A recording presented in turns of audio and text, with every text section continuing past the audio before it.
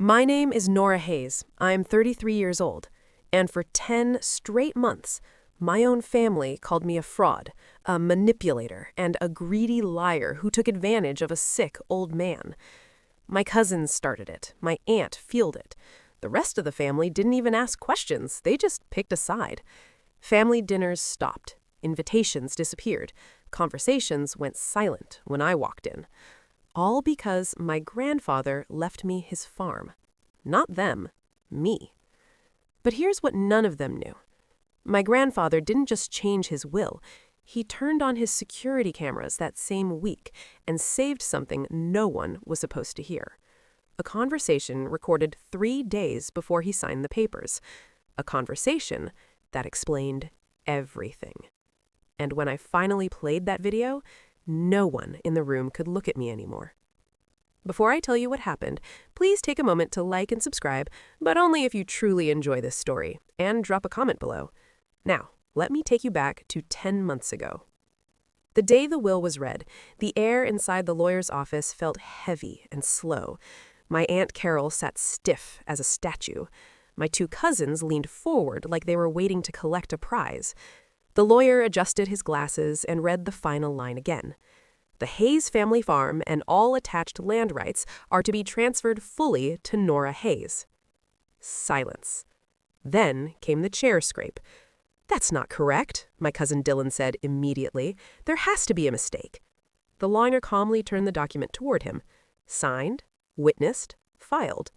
Carol laughed, a sharp, dry sound. "Filed after she started visiting him alone every week," she said, looking straight at me.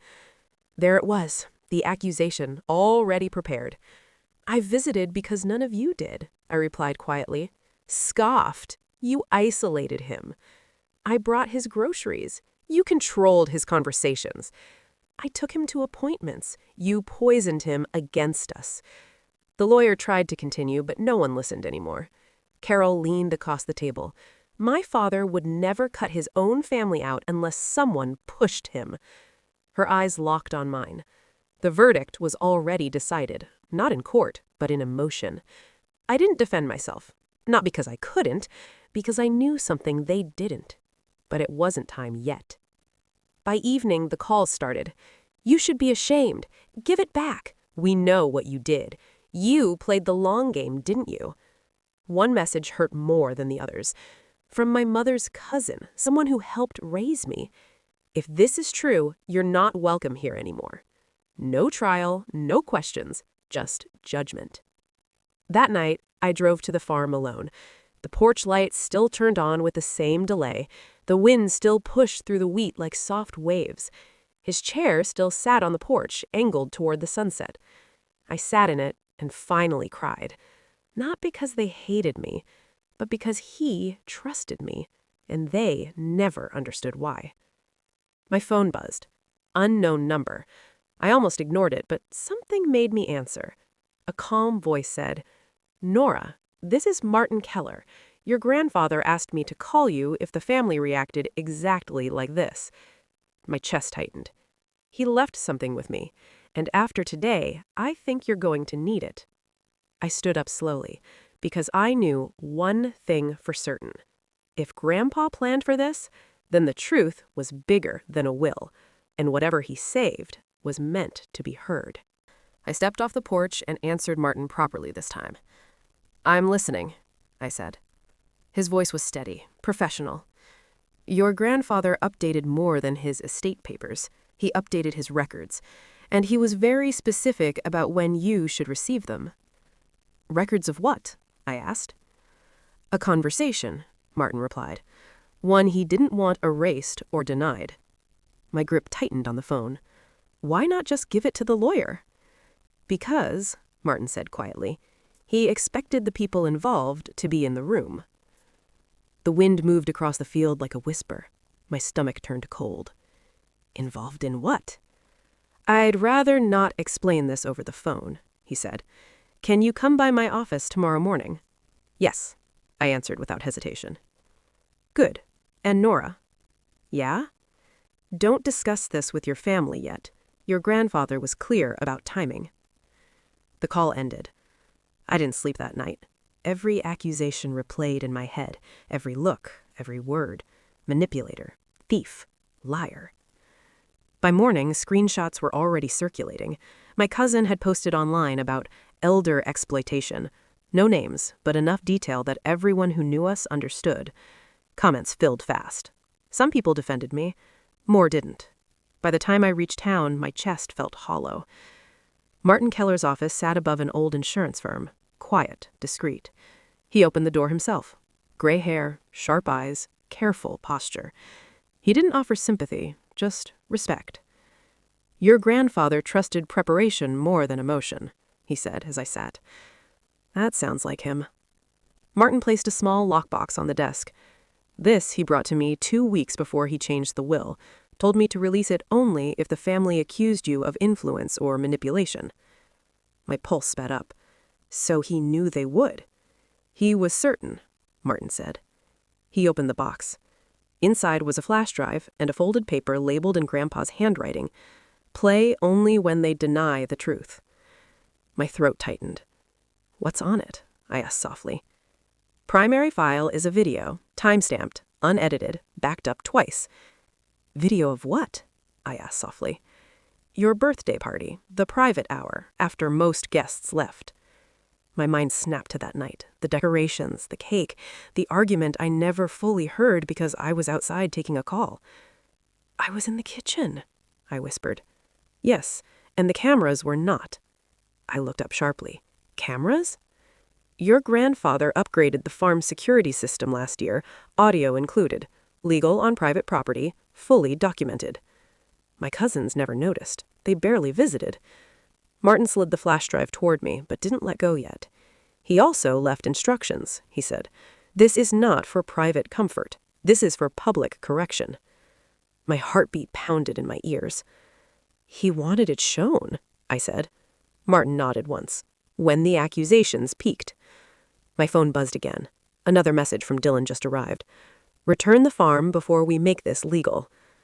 I slowly looked back at the flash drive. They thought the story was over.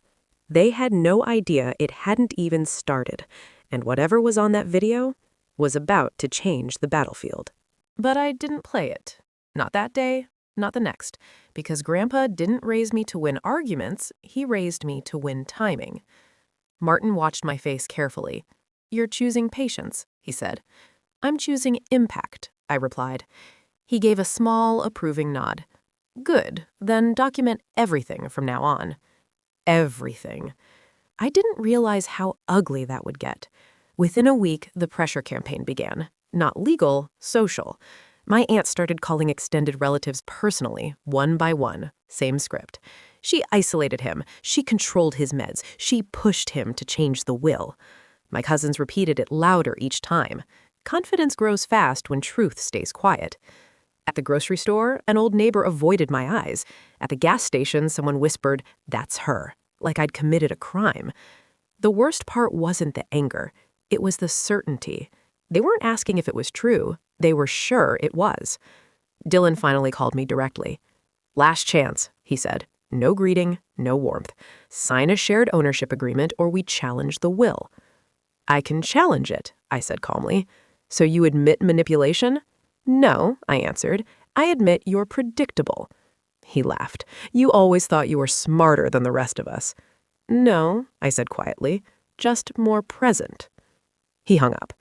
I saved the recording because, yes, I was documenting everything now. 2 weeks later, a certified letter arrived. Their lawyer. Formal language, emotional accusations dressed as legal concern. They wanted mediation. Martin read it and smiled slightly. "They're trying to scare you into splitting the asset before evidence appears." "Evidence they don't know exists," I said. "Exactly." Meanwhile, I kept going to the farm every morning, feeding the horses, checking the fences, sitting in Grandpa's chair at sunset like nothing had changed, even though everything had. One evening, I found something odd in the tool shed, a small wall panel slightly open. Inside was the backup security hub, blinking green. Recording, active. I frowned.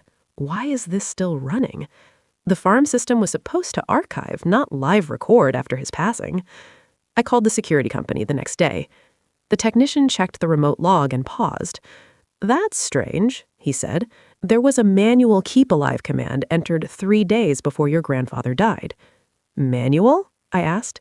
Yes, someone told the system not to auto shut off. Who has access? Only the primary user. Grandpa? He knew something was coming. He didn't just record the past, he prepared for what came after. That night, I plugged the flash drive into my laptop. The main file stared back at me. Timestamp. Duration, 42 minutes. My finger hovered over play. I stopped, because Martin's words echoed in my head. Public correction, not private comfort. This wasn't meant for tears in a kitchen. It was meant for a room full of people. And judging by the messages flooding my phone again, that room was forming fast. They were planning a family meeting to confront me on record. Perfect. The invitation came as a group message, formal, cold, and copied to 15 relatives. Estate clarification meeting, Sunday, community hall. Attendance requested. Requested didn't mean optional. Dylan followed with a second message right after. Bring any documents you want to defend yourself with. Defend yourself? Like I was already guilty. I showed the message to Martin. He read it once and smiled the way chess players smile when a risky move appears on the board. They want a confession video, he said. They're going to get a screening instead, I replied. He looked at me for a long second, measuring, then nodded. Good, but we control the order of events. We made a plan. No threats, no early reveals, no emotional reactions. Just patience and timing, exactly how Grandpa handled disputes. Sunday arrived heavy and gray. The community hall parking lot was already half full when I pulled in. That told me everything. They had turned this into a show.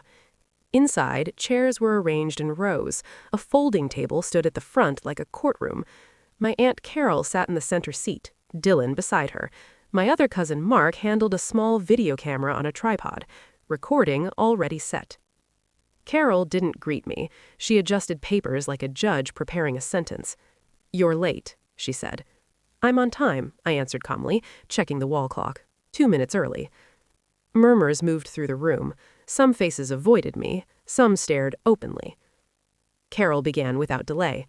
"We're here because serious concerns exist about how Nora influenced my father in his final weeks." Influenced. Such a polite word for the ugly one she wanted to use. Dylan stood next. "We have witness statements that she restricted access and controlled conversations." "Witness statements?" I asked gently. "From people who visited how often?" His jaw tightened. Good. Let them feel friction. Mark zoomed the camera closer to my face. Carol folded her hands. "This is your chance to explain yourself before legal action begins." There it was, the pressure moment, the trap door they expected me to fall through. Instead, I reached into my bag slowly and placed a small sealed envelope on the table. Not the flash drive. Not yet. Carol frowned. "What is that?" "Something Grandpa left with a third party, with release instructions tied to this exact situation." That shifted the air. Dylan laughed too quickly. "Convenient." "Documented," I replied. "Time-stamped."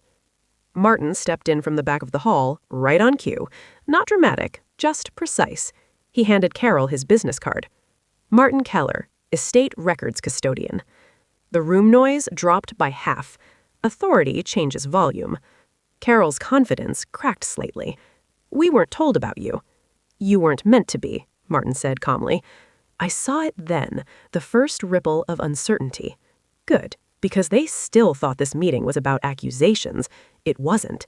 It was about sequence, and they had just given me the audience Grandpa wanted. I looked at the camera lens Mark was guarding so proudly. I said, "Make sure that's recording clearly." He smirked. "It is?" Perfect. Because in a few minutes, this wouldn't be a confrontation anymore. It would be evidence. And once it started playing, no one here could stop it. Carol straightened her papers like she could still control the room by posture alone. "Before we go any further," she said, "I want Nora to answer one direct question." I nodded. "Ask it." Did you or did you not pressure my father to change his will in your favor?" The room held its breath. This was the clip they wanted, the confession moment, the headline sentence. "No," I said simply. Dylan leaned forward. "Did you discuss inheritance with him privately?" "Yes." Murmurs exploded. He smiled like he'd scored a point. "There it is." I didn't raise my voice. He started the conversation. "Convenient again," Mark muttered behind the camera. Martin spoke from the side. "You may want to let her finish complete answers." Carol ignored him. "Did you ever suggest he leave the farm to you?" "Yes," I said. Now the room reacted loudly, exactly as expected. Dylan spread his hands. "Thank you, that's what we needed." I let the noise run for 5 full seconds. Then I added, "After he told me he already decided to and asked whether I was willing to protect it instead of sell it." The sound dropped, not to silence, but to confusion. Details ruin simple accusations. Carol pressed harder. "Why didn't you tell the family he was considering this?" she shot back. Martin almost smiled at that, because the answer to that question was sitting on a flash drive in my bag. Dylan changed tactics. "Let's talk about access. You had his appointment schedule, his medication list, his bank errands, correct?" "Yes." "So you controlled his environment?" "No," I said calmly. "I supported it. You filtered it. I managed it. You isolated him. I showed up." That one landed. A few heads turned. Pressure creates cracks, but truth creates friction. Carol slammed her folder closed. "Enough word games. If you truly believe you did nothing wrong, prove it, right now." I looked at her for a long moment. "This is your last chance to step back the accusations. On record." Dylan laughed. "Is that a threat?" "No," I said. "It's mercy." He leaned toward the camera. "We proceed." I nodded once and opened my bag. Not fast, not slow, controlled. I placed the flash drive on the table between us. Mark zoomed in on it. Carol frowned. "What is that supposed to be?" "The reason Grandpa told me not to argue," I said. Dylan smirked. "Another story?" "No," I answered. "A timestamp." Martin stepped forward with a small adapter and connected it to the hall projector system they were using for documents. The blank wall lit up blue. The room shifted from courtroom to theater. And for the first time since this started, my cousins stopped smiling. Because they finally realized I hadn't come here to defend myself. I came here to press play. The projector light filled the wall. A frozen frame appeared first. Date stamp in the corner. Time. Location tag, farmhouse, back porch camera. Dylan shifted in his chair. "This proves nothing yet." "Wait," Martin said calmly. "It will." I clicked play. The video moved. Grandpa's dad at the porch table, birthday decorations still hanging behind him. Half the balloons had already fallen. Evening light, wind in the wheat. Footsteps entered frame. Dylan and Carol. Not smiling, not celebrating, tense. "I'm not discussing this again," Grandpa said in the recording, voice tired but firm. "You are," Carol snapped, "because you're being irrational." Dylan leaned on the table. "You can't leave the farm to Nora. She'll never scale it. She doesn't think like business." Grandpa didn't answer right away. He watched the fields. Then Dylan said the line that changed everything. "Let's be honest. She's useful, not family. She stayed because she knew you were dying." The room in the hall went dead still. On video, Grandpa slowly turned his head. "What did you just say?" he asked. Carol waved it off. "Don't dramatize. We're talking about asset direction." "No," Grandpa said. "You're talking about people like inventory again." Dylan exhaled hard. "Fine, then hear this clearly. If you leave it to her, we contest the will and drag her through court until she sells." There it was. Clean. Sharp. Undeniable. Several relatives in the hall gasped out loud. The video continued.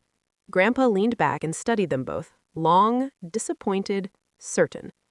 "Thank you," he said quietly. They looked confused. For what? Carol asked. For removing my doubt. He reached beside him, lifted a folder, placed it on the table. I changed the will this morning. Dylan froze. You're bluffing.